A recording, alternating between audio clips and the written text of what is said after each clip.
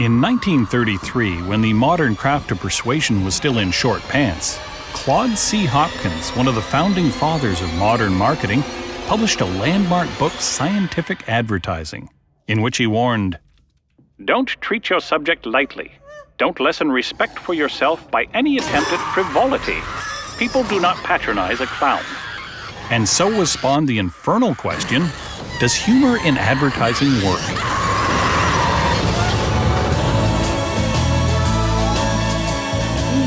Eight decades, a warehouse of case studies, and a gross weight of academic papers later, nothing has managed to exorcise the question.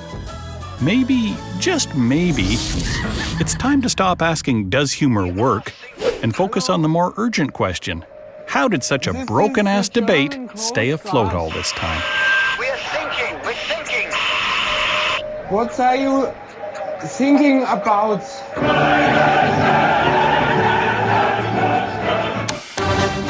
Standing on the shoulders of Hopkins and his heirs, you and I know that yes, humor in advertising does work.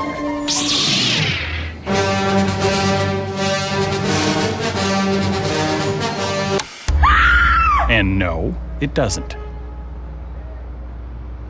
And that both of these truths play out hundreds of times a day. It's our lot in this business that only a scant few of all ads hit the bullseye. And come post-mortem time for those that miss, a king-sized finger so often points to humor.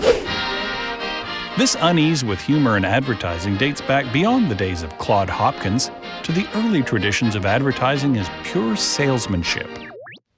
Yes, sales supremacy is yours if you embrace these easy principles.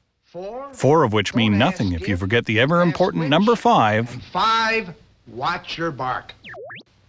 Always been a rabbit man myself, Bill. To be fair, Claude Hopkins helped sustain the Lord and Thomas empire on the foundation of old-school salesmanship. I'd recommend a 12-gauge. Follow the rules, and you'll know that when Mr. Jackson asks for a 12-gauge full-choke shotgun, he's really pining for a lifetime of shooting fun. Here's a precision-made gun that'll give you a lifetime of shooting fun, Mr. Jackson. To that noble tribe, heirs to the John E. Kennedy proposition that advertising is salesmanship in print, advertising is a dead serious contest of wills. Salesman and prospect in the ring. 12 rounds, no rope-a-dope. Can't believe it, it's my first blind date. Oh, I do it all the time. To this tribe, using humor to make a sale cuts neither the mustard nor the cheese. Woo! You guys meet? Greg, Janice? We sure did. That was stupid. Great. This is smart. A beeper service for just $1.99 a month. We've got chemistry here. You feel it? I felt it. All right, Janice. I, Maxwell Snavely, being of sound mind and body, do hereby bequeath the following. With the creative revolution of the 1960s, and with Hopkins long in his grave, humor became a favorite tactic in forging emotion-based brand relationships, which effectively create the fertile ground on which sales can blossom. Marketing now consciously employed both hemispheres of the brain, inflaming another endless debate. To my business partner, Jules, whose only motto was spend, spend, spend. I leave nothing, nothing, nothing. Is advertising art or science?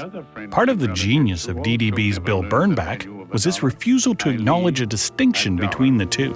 Finally, to my nephew Harold, who oft-times said, a penny saved is a penny earned, and who also oft-times said, gee, Uncle Max, it sure pays to own a Volkswagen.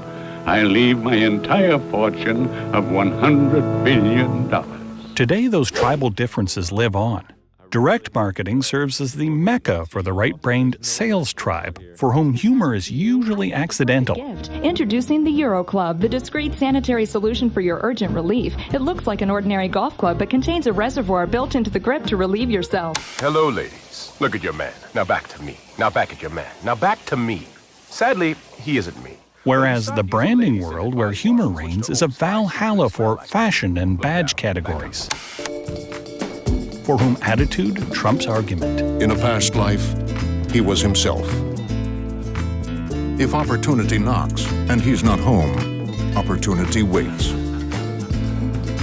He gave his father the talk. Does humor work is a knucklehead question predicated on a one-size-fits-all theory of marketing communications.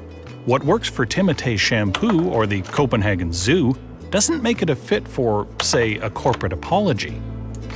And on the debate will rage, so long as there are those who refuse to take yes and no for an answer.